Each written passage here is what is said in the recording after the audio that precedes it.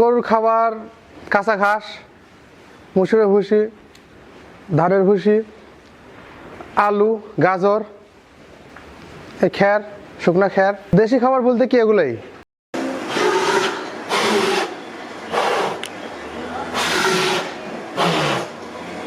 দেশি খাবার বলতে আলু আছে, গাজর আছে, তারপরে যেন মুসুরের ভুসি আছে, ধানের গুঁড়া আছে। এই সকালে উঠে মনে করেন যে ঘুম থেকে উঠে গোবর ফেলানো, মাঝে পরিষ্কার করা, গরুর খাবার দেওয়া, গরুর গা ধোয়ানো, দুধ দোয়ানো, কয়টা গাভী আছে দুধ দোয়ানো। সকালে কি খাবার দেন? সকালবেলা যে খাবার দেয় বিকালে সে খাবারই দেয়, একই খাবার। দেশি খাবার খায় গরু আমরা মোটা তাজা করতেছি।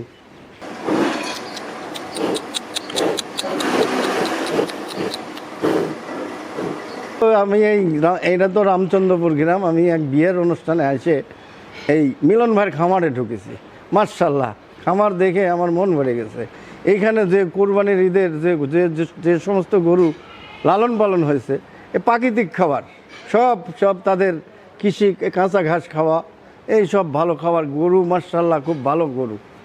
এমন খামার আমি তো অনেক জায়গায় গেছি, দেখি নাই। এনারা খামার দেখেছি কাঁচা ঘাস খাচ্ছে, অনেকে সার বিষ খাওয়ায়। এখানে পিওর মাংস। যারা কুরবানি দিবেন দয়া করে আপনারা মিলন ভাইয়ের খামারে এসে গরুগুলো দেখে যায়েন, নেন বা না নেন, এবং বেড়াইয়ে যায়েন। ওনার খামারের একটু দোয়া করে যায়েন। না, আশেপাশে আমার চোখে পড়ে নাই। আমি এই দেখে আমি মুগ্ধ। মাশাআল্লাহ, আল্লাহ যেন এই খামার আরও বড় করে দিক। মিলন ভাই একটা ভালো লোক, তার খামারটা যেন আল্লাহ পাক রহমত বরকত দিয়ে ভরে দেয়। আমার প্রথম গরু ছিল দুইটা গরু থেকে আমি দুইটা গরু বিক্রি করে আমি গরু কিনি 4টা। এরকম করে শুরু করতে করতে আজ আমার খামারটা এই পজিশনে এসে দাঁড়াইছে। এখন গরু আমার 40টা। আমার গরু প্রথম কিনছিলাম, দুইটা কিনছিলাম 66,000 টাকা দিয়ে। সে গরু বেচছিলাম 2,40,000। ওইটা থেকে আবার এরকম করে বেচতে আজ আমার এই পজিশনে এসে দাঁড়াইছে। আমাদের গরু আছে মোট 40 পিস। 40 পিসের মধ্যে আমাদের 24 পিস কোরবানির উপযোগী করছি। তাতে সর্বোচ্চ গরুর বাজার হবে 7 লক্ষ থেকে 7.5 লক্ষ টাকা, সর্বনিম্ন হবে 2.5 লক্ষ টাকা। এখন আমরা এই গরুগুলো বিক্রি করে আমরা খামারটা আরও বড় করব।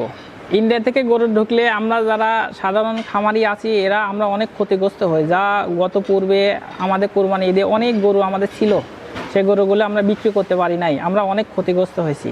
সরকারের কাছে আমরা করতেছি যাতে আমাদের মতো খামারিরা এগুলো খেয়াল করে, যেন আমরা এই ক্ষতিগ্রস্তগুলো না হই। ঘাস, গুঁড়া, ভুসি, মানে দেশি খাবার খাই আমরা এগুলি করি।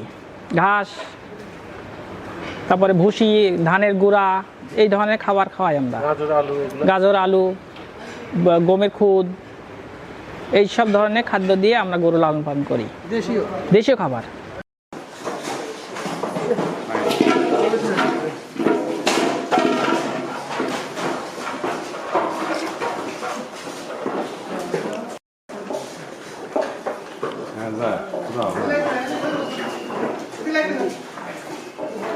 এটা